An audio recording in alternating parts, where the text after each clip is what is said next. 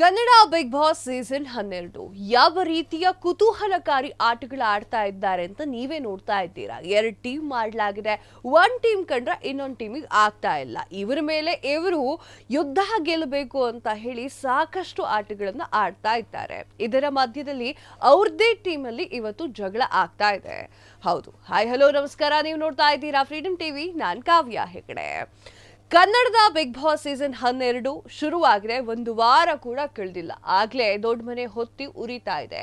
ನಿನ್ನೆಯವರೆಗೆ ಎದುರಾಳಿ ತಂಡದ ವಿರುದ್ಧ ಜಗಳ ಮಾಡ್ತಾ ಇದ್ದಂತಹ ಇವರು ತಮ್ಮಲ್ಲೇ ತಂಡಗಳಲ್ಲೇ ಜಗಳ ಮಾಡಲಿಕ್ಕೆ ಶುರು ಮಾಡಿದ್ದಾರೆ. ಇದಕ್ಕೆಲ್ಲ ಕಾರಣವಾಗಿದ್ದು ಒಂದೇ ಒಂದು ಟಾಸ್ಕ್. ಉಸ್ತುವಾರಿಗಳು ಮಾಡಿದಂತಹ ಎಡಪಟ್ಟಿನಿಂದ ಒಂಟಿ ಸದಸ್ಯರ ನಡುವೆ ಜಗಳ ಶುರುವಾಗಿದೆ. ಅಂದ್ರೆ ಅದೇ ತಂಡದಲ್ಲಿದ್ದವರು ಜಗಳವನ್ನ ಮಾಡ್ತಾ ಇದ್ದಾರೆ. ಈ ಪೈಕಿ ಇಷ್ಟು ದಿನ ಯಾವುದೇ ಅನಗತ್ಯ ವಿಚಾರಕ್ಕೆ ತಲೆ ಹಾಕದೆ ಸೈಲೆಂಟ್ ಆಗಿ ಕುತ್ಕೊಂಡಿದ್ದಂತಹ ಕಾಕ್ರೋಚ್ ಸುಧಿ ಇದೇ ಮೊಟ್ಟ ಮೊದಲ ಬಾರಿಗೆ ತಾಳ್ಮೆಯನ್ನ ಕಳೆದುಕೊಂಡು ರೋಷಾವೇಶದಿಂದ ಮಾತನಾಡ್ತಾ ಇದ್ದಾರೆ. ನನ್ನ ಬೆಸ್ಟ್ ಫ್ರೆಂಡ್ ಧನುಷ್ ಅಂತ ಹೇಳ್ತಾ ಇದ್ದವರು ಈಗ ಧನುಷ್ ವಿರುದ್ಧವೇ ಈಗ ತೊಡೆ ತಟ್ಟಿ ನಿಂತ್ಕೊಂಡಿದ್ದಾರೆ. ಆ ಒಂದು ಪ್ರೋಮೋ ಎಲ್ಲ ಕಡೆಗೂ ಕೂಡ ಈಗ ವೈರಲ್ ಆಗ್ತಾ ಇರುವಂತದ್ದು. ಬಿಗ್ ಬಾಸ್ ಕನ್ನಡ ಸೀಸನ್ 12ರಲ್ಲಿ ಜಂಟಿ ಹಾಗೂ ಒಂಟಿ ಎನ್ನುವಂತಹ 2 ವಿಭಿನ್ನವಾಗಿರುವಂತಹ ತಂಡವನ್ನ ರಚನೆ ಮಾಡಲಾಗುತ್ತೆ. ಅದು ಈಗಾಗಲೇ ನಿಮಗೆ ಗೊತ್ತಿದೆ. 2 ತಂಡಗಳ ಮಧ್ಯೆ ಕಾಲಕಾಲಕ್ಕೆ ಟಾಸ್ಕ್ ನಡೀತಾ ಇದೆ. ಈಗ 3ನೇ ವಾರದಲ್ಲಿ ನಡೆಯುವಂತಹ ಫಿನಾಲೆಗೆ ಫೈನಲಿಸ್ಟ್ ಆಯ್ಕೆ ಮಾಡಲಿಕ್ಕೆ ಟಾಸ್ಕ್ ಒಂದನ್ನ ನೀಡಲಾಗಿತ್ತು. ಆ ಒಂದು ಟಾಸ್ಕ್ಗೆ ಅಶ್ವಿನಿ ಗೌಡ, ಗಿಲ್ಲಿ ನಟ ಹಾಗೂ ಕಾವ್ಯ ಶೈವ ಅವರು ಉಸ್ತುವಾರಿಯನ್ನ ವಹಿಸ್ಕೊಂಡಿದ್ರು. ಉಸ್ತುವಾರಿ ಮಾಡಿರುವಂತಹ ಎಡಪಟ್ಟಿನಿಂದ ಇಡೀ ಮನೆ ಅಲ್ಲೋಲ ಕಲ್ಲೋಲವಾಗಿದೆ. ಅಂದ್ರೆ ಟಾಸ್ಕ್ ಅನ್ನ ಸರಿಯಾಗಿ ಅರ್ಥ ಮಾಡ್ಕೊಂಡಿಲ್ಲ. ಟಾಸ್ಕ್ ನಡೆಯುವಂತಹ ವೇಳೆಯಲ್ಲಿ ಉಸ್ತುವಾರಿಗಳು ಸರಿಯಾಗಿ ನಿಯಮಗಳನ್ನು ಅರ್ಥ ಮಾಡಿಕೊಳ್ಳದೆ ಎಡವಟ್ಟನ್ನ ಮಾಡಿದ್ದಾರೆ. ಧನುಷ್ ವಿನ್ನರ್ ಅಂತ ಹೇಳಿ ಘೋಷಿಸೇ ಬಿಟ್ಟಿದ್ದಾರೆ. ಈ ಬಗ್ಗೆ ಬಿಗ್ ಬಾಸ್ ಕೂಡ ಪ್ರಶ್ನೆಯನ್ನ ಮಾಡುತ್ತಾರೆ.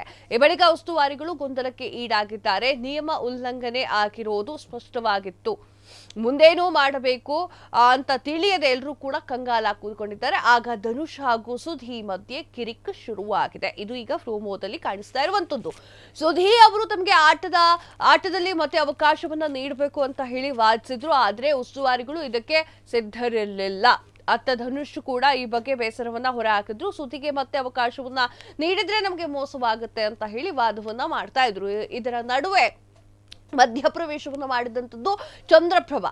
ಅವರು ಕೂಡ ಜಗಳಕ್ಕೆ ಎಂಟ್ರಿಯನ್ನ ಕೊಟ್ಟರು. ಧನುಷ್ ಬಿಟ್ಟು ಉಳಿದಂತಹ 3 ಜನ ಈ ಒಂದು ಟಾಸ್ಕ್ ಆಡ್ಲಿಕ್ಕೆ ಆಗತ್ತೆ ಹೇಳಿ ಅಂತ ಹೇಳಿ ಸುಧಿ ಉಸ್ತುವಾರಿ ಬಳಿ ಹೇಳಿದ್ದಾರೆ. ಆದ್ರೆ ಇದಕ್ಕೆ ಉಸ್ತುವಾರಿಗಳು ಒಪ್ಪಲಿಲ್ಲ.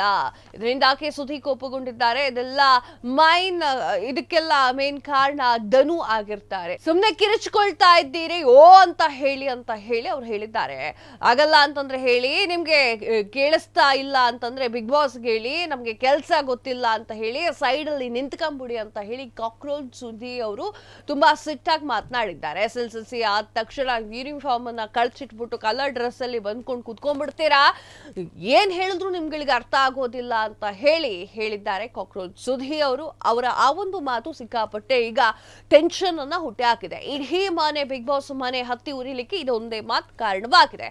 ಅತ್ತ ಚಂದ್ರಪ್ರಭಾ ಕೂಡ ಧನುಷ್ ಮೇಲೆ ಕೋಪಗೊಂಡಿದ್ದಾರೆ. ಅವರು ಹೀರೋ ಅಂತ ಅಂದ ತಕ್ಷಣ ನಾವೆಲ್ಲ ಇಲ್ಲಿ ಝೀರೋಗಳಾಗಿ ಕೂತ್ಕೊಂಡಿಲ್ಲ, ನಾವೆಲ್ಲ ಹೀರೋಗಳೇ, ನಾವೆಲ್ಲ ಹಾಗಾದ್ರೆ ಇಲ್ಲಿ ಯಾಕೆ ಬಂದಿದ್ದೇವೆ ಅಂತ ಹೇಳಿ ಕೈ ತೋರಿಸಿಕೊಂಡು ಮಾತನಾಡಿರುವಂತ ಘಟನೆ. ಅಂತಿಮವಾಗಿ ಬಿಗ್ ಬಾಸ್ ಕೋಪದಲ್ಲಿ ಈ ಒಂದು ಟಾಸ್ಕ್ ಅನ್ನ ರದ್ದು ಮಾಡಲಾಗುತ್ತೆ. ಒಂದು ಟಾಸ್ಕ್ ಕ್ರಿಯೇಟ್ ಮಾಡ್ಲಿಕ್ಕೆ ಒಟ್ಟು ಶ್ರಮ ವಹಿಸಬೇಕಾಗುತ್ತೆ. ಅದೆಲ್ಲವೂ ಕೂಡ ವ್ಯರ್ಥವಾಗಿದೆ. ಕಳೆದ ಸೀಸನ್ ನಲ್ಲಿ ಕೂಡ ಸುದೀಪ್ ಅವರು ಟಾಸ್ಕ್ ರದ್ದಾಗುವಂತೆ ಮಾಡಿದ್ದು, ಕಷ್ಟಪಟ್ಟು ಶ್ರಮ ಪಟ್ಟು ಟಾಸ್ಕ್ ಅನ್ನ ರೆಡಿ ಮಾಡಿರ್ತಾರೆ. ಅದು ಕೂಡ ಅವರಿಗೆ ಅವಮಾನ ಆದಂತೆ ಆಗಿದೆ ಅಂತ ಹೇಳಿ ಸುದೀಪ್ ಅವರು ಹಿಂದಿನ ಒಂದು ಸೀಸನ್ ನಲ್ಲಿ ಸರಿಯಾಗಿ ಬೆಂಡೆತ್ತಿದ್ರು. ಈಗಲೂ ಕೂಡ ಅದೇ ಮಾಡ್ತಾರೆ ಅವರು ಈಗ ವೀಕೆಂಡ್ ಅಲ್ಲಿ ಬಂದಾಗ.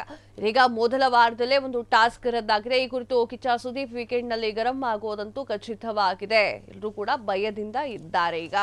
ಸೊ ಮುಂದಿನ ವಾರ ಅದೇನಾಗುತ್ತೆ, ಸುದೀಪ್ ಅವರು ಯಾವ ರೀತಿಯಾಗಿ ಬೈತಾರೆ ಅನ್ನೋದೆಲ್ಲವನ್ನು ಕೂಡ ಕಾದು ನೋಡ್ಬೇಕಾಗಿದೆ. ಇದಾಗಿತ್ತು ಇವತ್ತಿನ ವಿಶೇಷ. ಮತ್ತು ಸುದ್ದಿಗಳಿಗಾಗಿ ನೋಡ್ತಾ ಇರಿ ಫ್ರೀಡಮ್ ಟಿವಿ, ಇದು ಜನಸಾಮಾನ್ಯರ ಶಕ್ತಿ.